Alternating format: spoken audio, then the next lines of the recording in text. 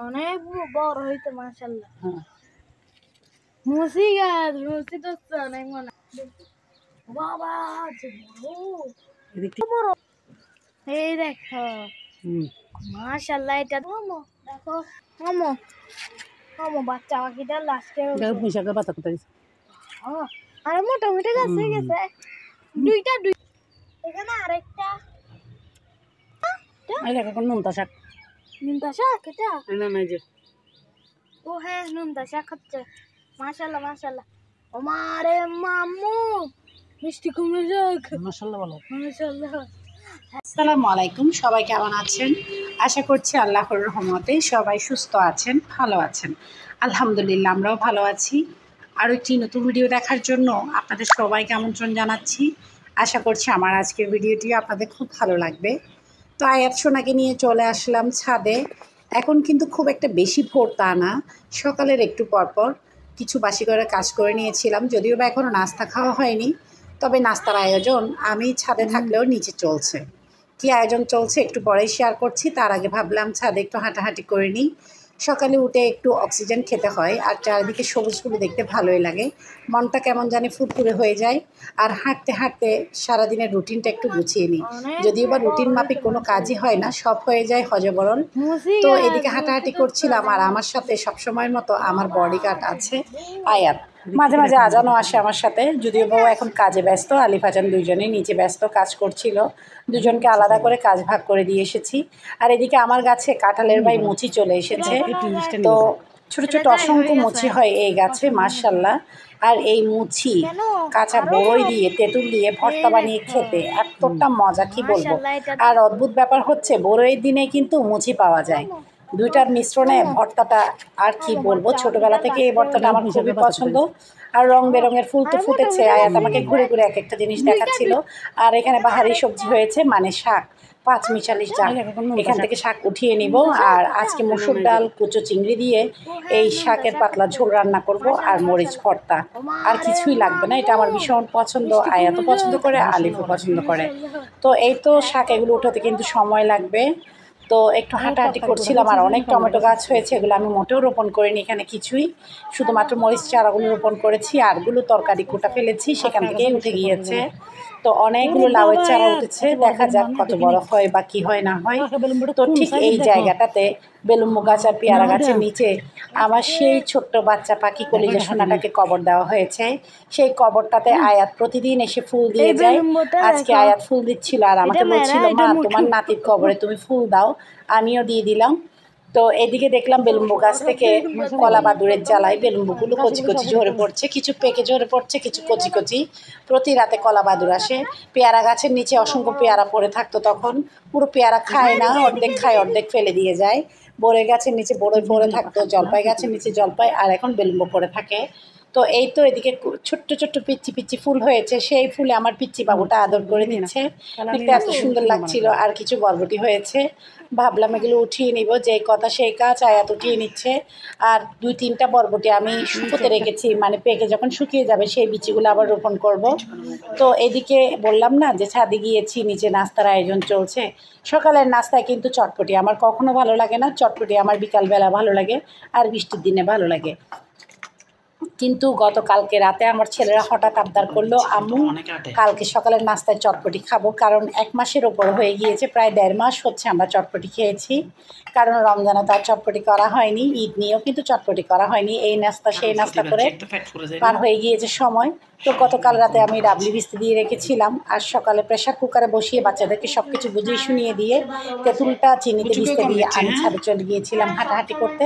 এখানে ওরা সব কিছু মোটামুটি রেডি করে নিয়েছে, আমি এসে শুধুমাত্র একটু ফাইনাল টাচটা দিলাম আর কি। তো এই তো ওদেরকে বাটি ভরে ভরে একদম মন ভরে খেতে পারে মতো চটপটি দিয়ে দিচ্ছি।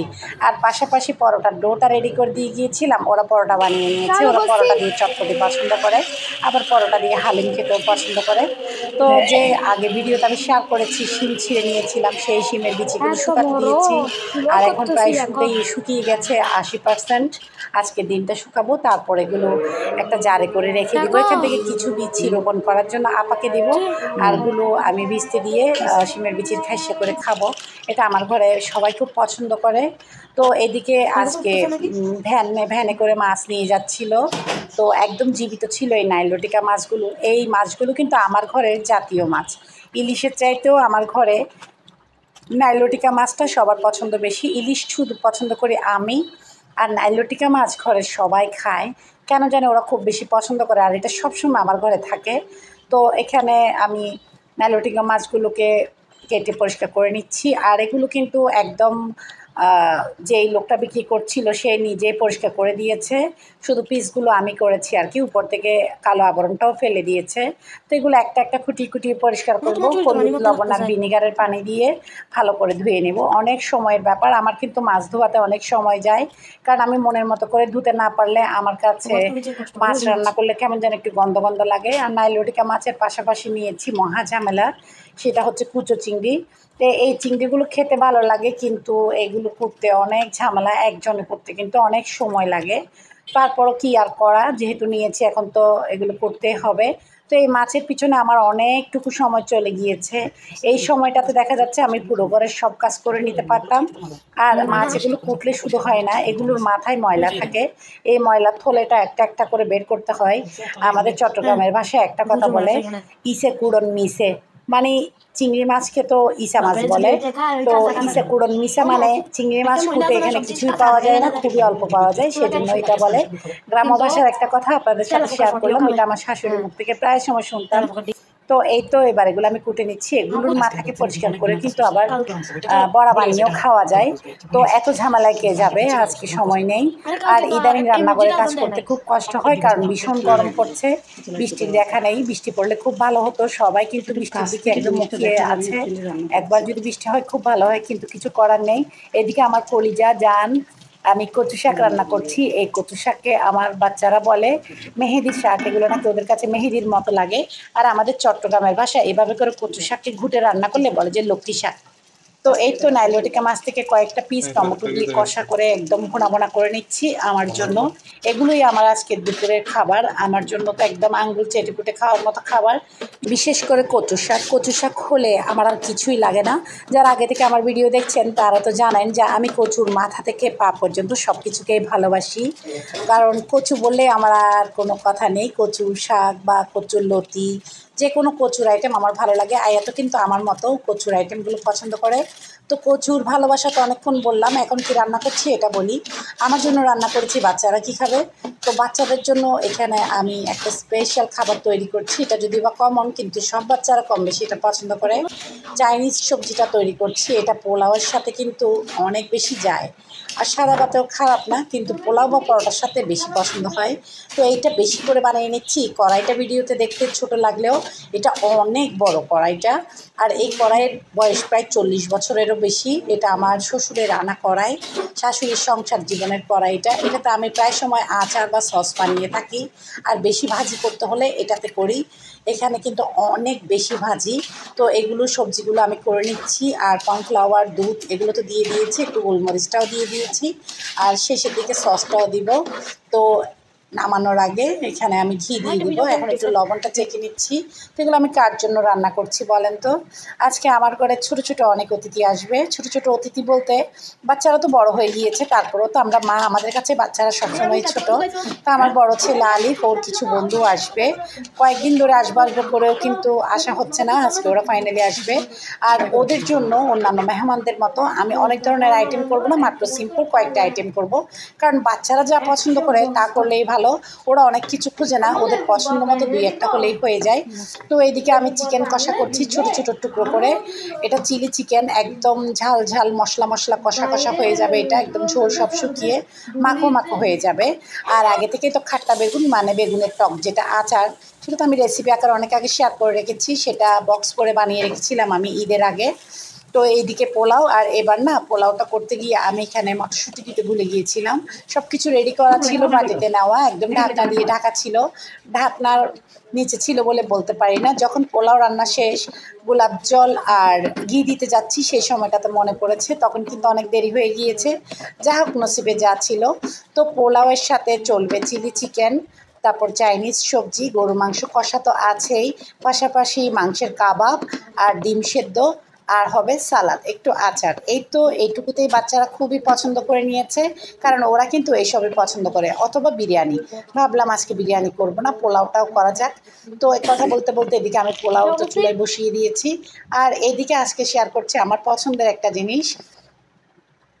যখনই কেউ দুবাই আবুধাবি থেকে আসার হয়, তখনই আমি ওদেরকে বলে দিই, যদি বলে কী লাগবে চাচি, কী লাগবে আন্টি, কী লাগবে ভাবি, কী লাগবে মামি।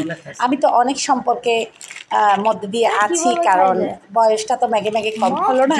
অনেক ধরনের সম্পর্কের সাথে সাথে অনেক ধরনের ডাক নাম জুটে যায়, নিজের নামটা কি সেটা কিন্তু এখন ভুলে যায়। তো এই তো এখন এদিকে যখন দেশের বাইরে থেকে কেউ আসবে, তখনই আমি শুধু বলি কী লাগবে, বললে আমি একটা কথাই বলি, আমার জন্য এই 3 ফলটা আনার জন্য। আমি এটার জন্য ভীষণ পাগল। আমার পাশাপাশি আমার ছেলে আলিফ আর আয়াতও খুব পছন্দ করে, আজান পছন্দ করে, তবে তেমন একটা না। এটা কিন্তু একটা ঔষধি। আর অদ্ভুত ব্যাপার কি জানেন, এই 3 ফলের নাম কিন্তু কোরআনেও উল্লেখ করা আছে। তো এই 3 ফলটা কিভাবে যে শুকিয়ে এমন করা হয় আমি বুঝে পাই না, কোনো মেশিনের মাধ্যমে নাকি হাতের মাধ্যমে জানি না। এটা কিন্তু গোল গোল বড় বড় হয়ে থাকে, এটাকে একদম চ্যাপ্টা করে ফেলেছে, অনেকটা টিনের চালে যে কিছু পেরাকের মতো দেওয়া হয় সেগুলোর মতো। তো যা হোক, আমি নিয়ে নিচ্ছি, ভাত খাওয়ার পর এগুলো খাবো। তো আয়াত সহ নিচ্ছিল আমার সাথে, আর এদিকে টেবিল সাজিয়ে নিয়েছি। বাচ্চারা তো খাওয়া দাওয়া করে ফেলেছে, ওরা উপরের রুমে গল্পগুজবে ব্যস্ত। তো এটা হচ্ছে বিকালের দিকে আমি টেবিল সাজিয়ে রেখেছিলাম অনেকক্ষণ। আপারা, আমার 2 আপা আসবে, দুলাভাই আসবে, ভাগনা ভাগ্নিরা আসবে, কিন্তু ওরা আস্তে আস্তে দেরি করে ফেলেছে, কারণ আমার শ্বশুরবাড়ির এলাকাতেই কিন্তু আমার তালতো বোনের বাড়ি, মানে দুলাভাইয়ের বোনের বাড়ি। তো ওখান থেকে হয়ে এখানে আস্তে আস্তে ওখানে গল্প করতে করতে দেরি হয়ে গিয়েছে, একটু রাত হয়ে গিয়েছে। তো ওদেরকে অনেক বললাম ভাত খেতে, ওরা তো খাবেই না, ওরা নাস্তা খেয়ে বেরিয়ে পড়লো। তো অনেকক্ষণ সময় ধরে কথা বলেছি, একটা কমন কথা বলা হয়নি। আমার ভিডিওটা যদি ভালো লাগে, ছোট্ট একটা লাইক দিয়ে ভিডিওটা কন্টিনিউ করতে পারেন। আপনাদের ছোট্ট একটা লাইক আমার এই ভিডিওটাকে আপনাদের মতো অসংখ্য আপু ভাইদের কাছে পৌঁছে দিবে। আর পরবর্তীতে নতুন ভিডিও দেখতে চাইলে এখনই সাবস্ক্রাইব করে পাশে থাকা all button, bell button click করতে ভুলবেন না। এতে করে পরবর্তীতে আমি যে কোনো রেসিপি বা ব্লগ ভিডিও দিলে আপনাদের মোবাইলে নোটিফিকেশন পৌঁছে যাবে, অবসর সময় দেখে নিতে পারবেন। আর যারা শুরু থেকে এই কাজটা করে আমার চ্যানেলের সাথে আছেন, সবাইকে অসংখ্য ধন্যবাদ। ব্যস্ততার মধ্যে দিয়ে আজকে একটা দিন চলে গেল। আর এই যে বটগাছের গোড়ায় প্রতিদিন 1 দিন 2 দিন পর পর এভাবে আগুন জ্বালানো হয়, দেখতে খুবই খারাপ লাগে, গাছটার খুব কষ্ট হয়। ভাবলাম একটু আপনাদের সাথে শেয়ার করা যাক। আজকের জন্য এতটুকু, আল্লাহ হাফেজ।